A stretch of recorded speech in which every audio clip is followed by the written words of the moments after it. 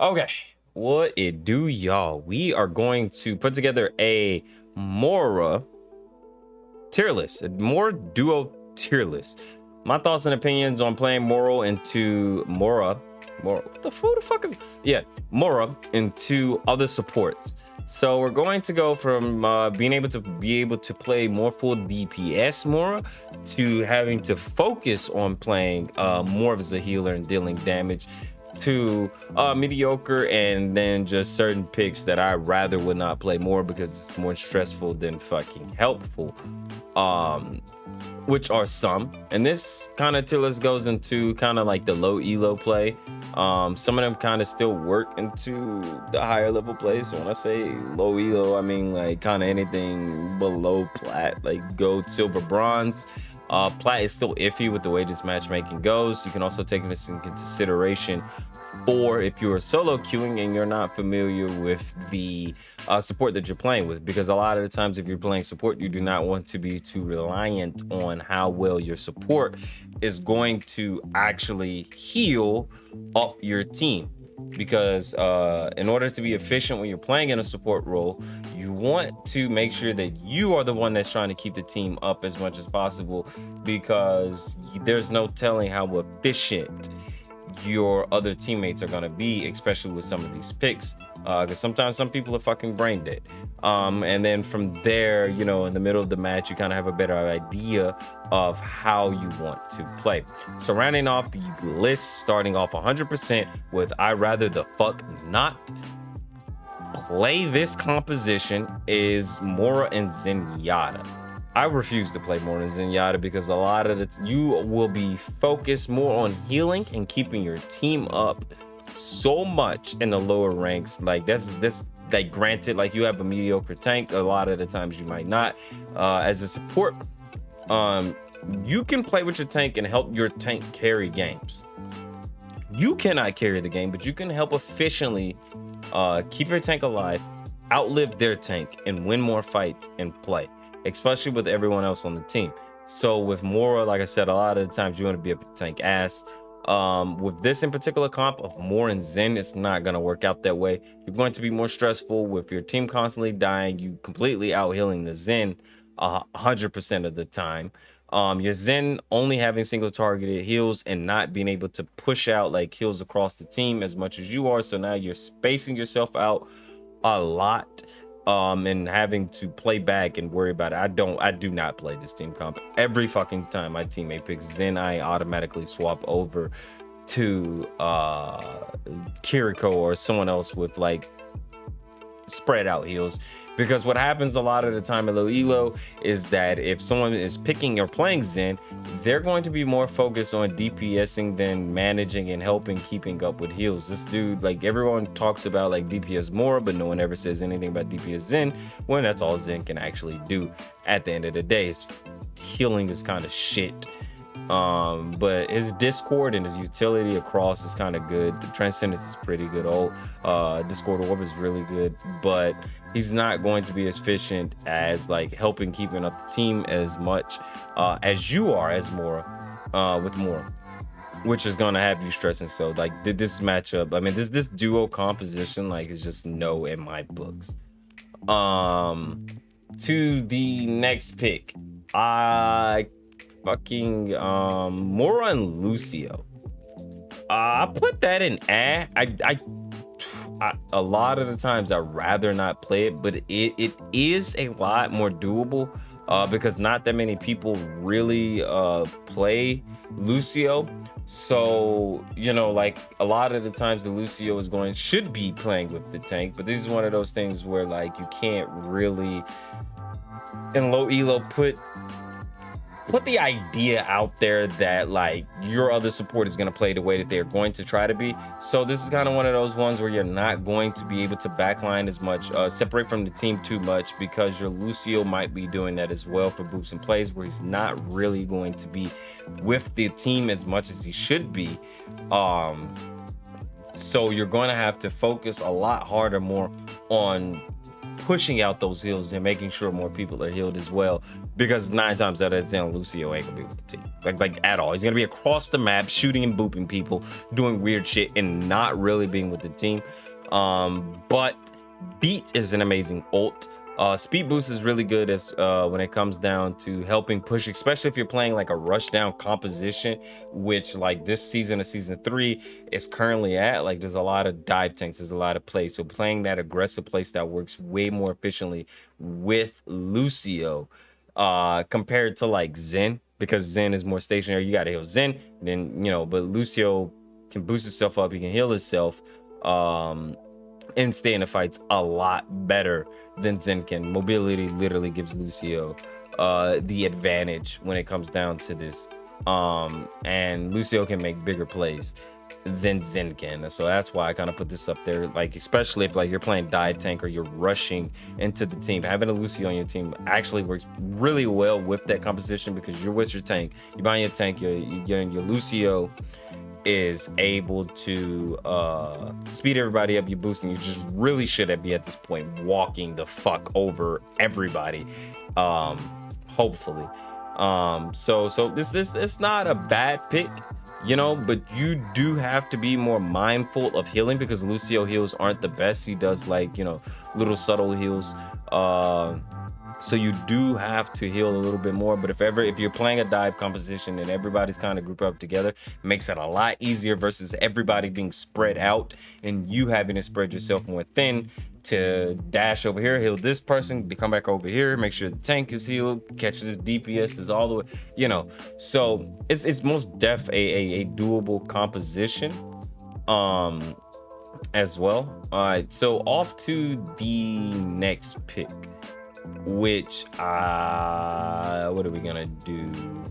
We're gonna do Kiriko and Moira. I feel like with Kiriko and Moira you can go full DPS. I feel like you could play 100% full DPS more. You'd be a lot more efficient playing DPS more this way, because you have Kiriko who's able to spread out the heals across everybody naturally, especially because most Kirikos in low ranks should be heal botting and sticking with everybody, keeping everybody in line of sight to make sure everyone is healed up and while doing the damage that she can. So this gives you the perfect time to dive their backline and catch some of the squishies, if that's the way that you play DPS more, and deal more damage to their backline and play up and be more aggressive. You don't really have to worry about too much behind you, because Kiriko is behind you healing everyone up, and you can fully just reign free and play however the fuck you want to play at this point, because Kiriko heals are really, really good compared to other people,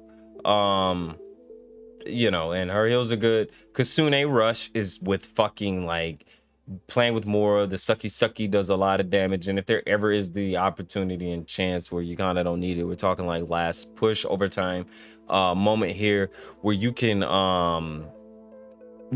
do ult as well. That shit shreds. It shreds every fucking thing. Old team with Kasune Rush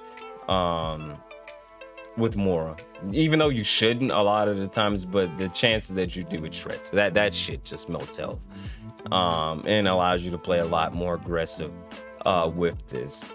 Off to the next one is Ana, which I feel like is a good solid kind of like flex. Ana has single heals, but Ana players a lot of the time in the back, so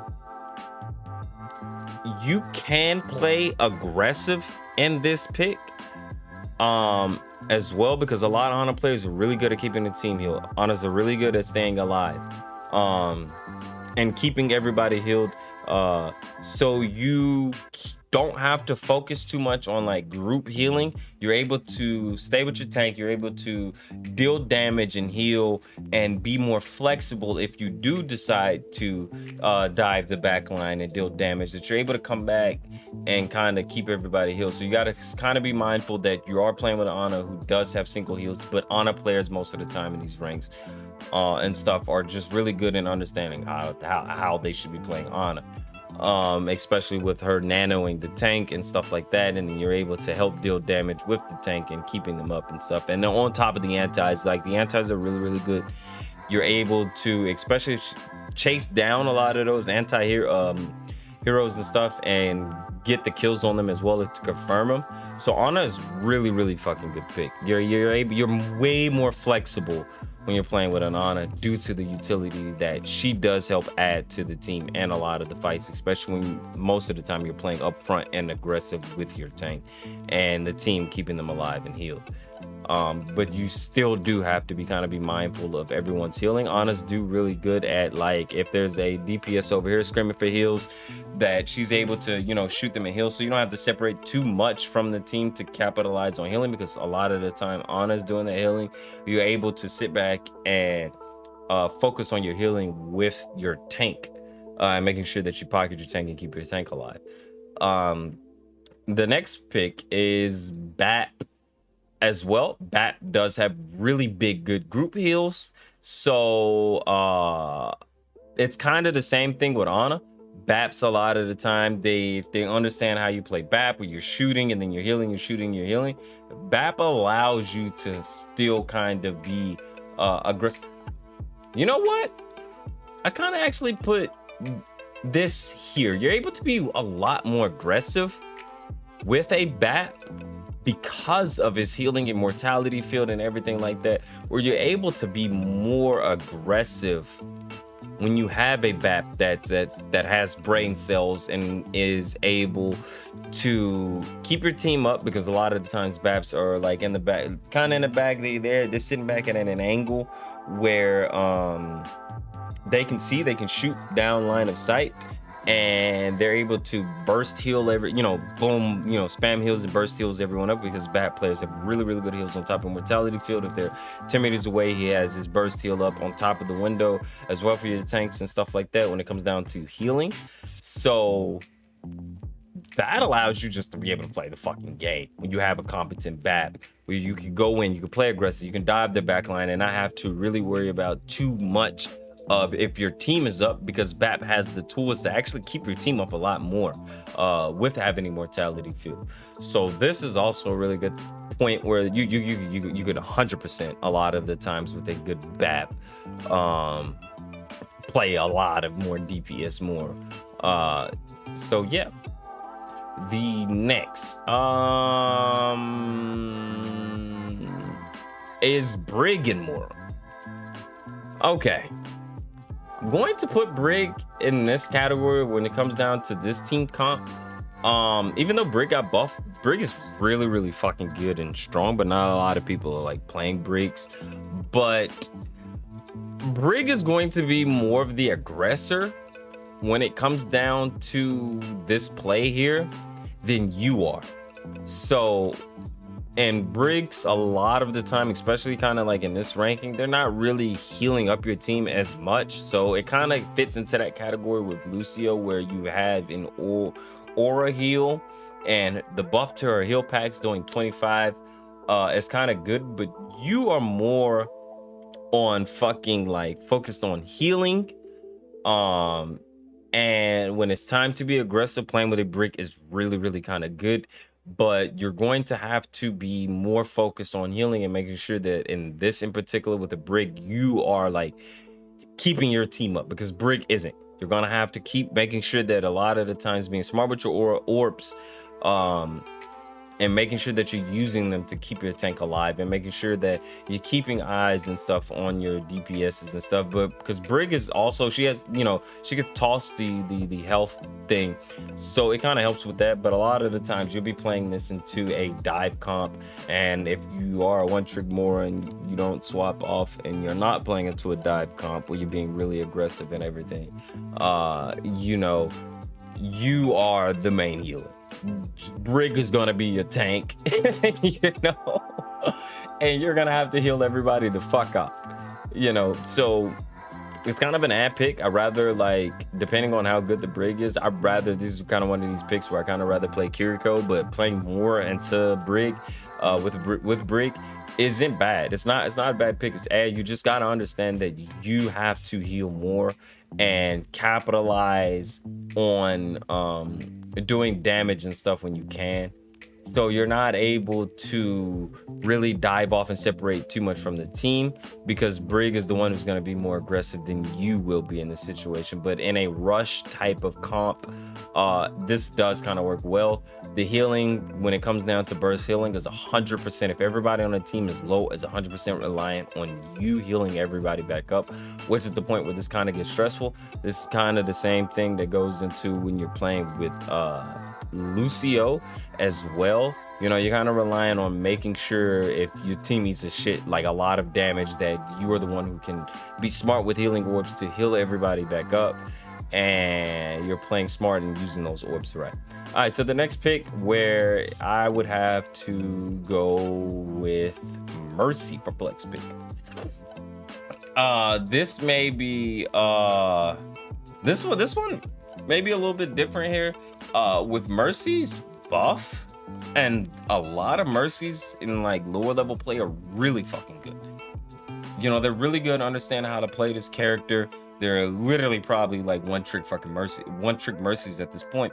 So with the buff to Mercy, with her being able to burst heal everybody at low XP and stuff like that up, you know, this is really good. So with a Mercy, you're able to play aggressive with your tank. You're able to separate, because 9 times out of 10, your Mercy is healing up the DPSs. She's damage boosting and healing the DPSs. So now your focus doesn't really have to be on they're being healed by the other support.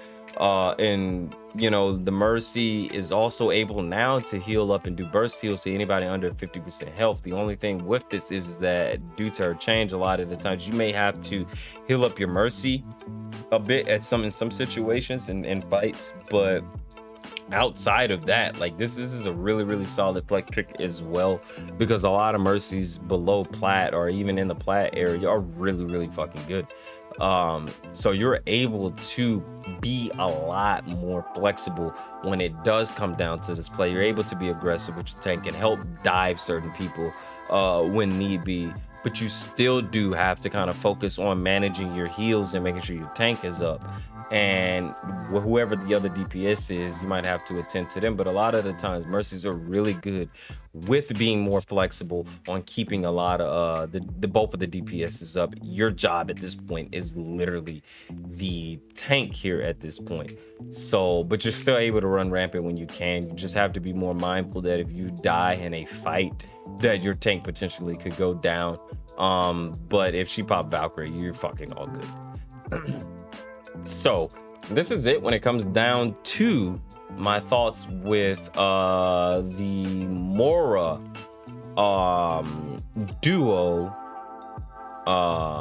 support picks.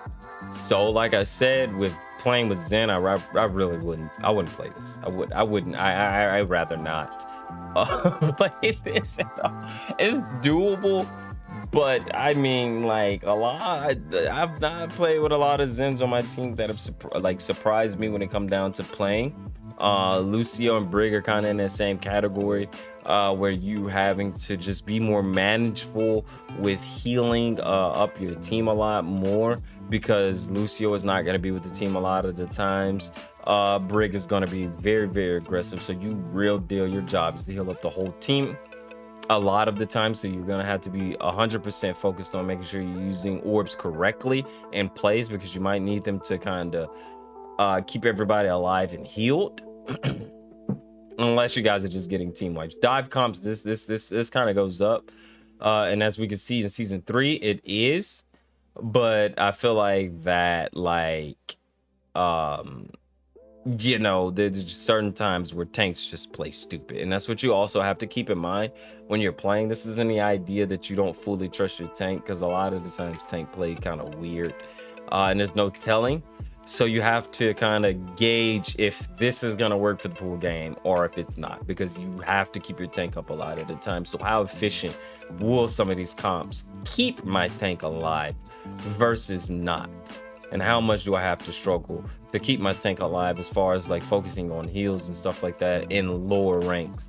and low elo, which these three kind of right here, it's a lot more stressful. It's a lot harder. You want to make sure that you kind of heal by and while dealing damage and stuff like that, and getting the picks that you can is more, because having that good game sense and getting the picks real does change the tides of things. But if you become too tunnel vision on that, your team is going to fall apart, which the picks here, the flex picks, allow you more space to be able to play that into that a lot easier.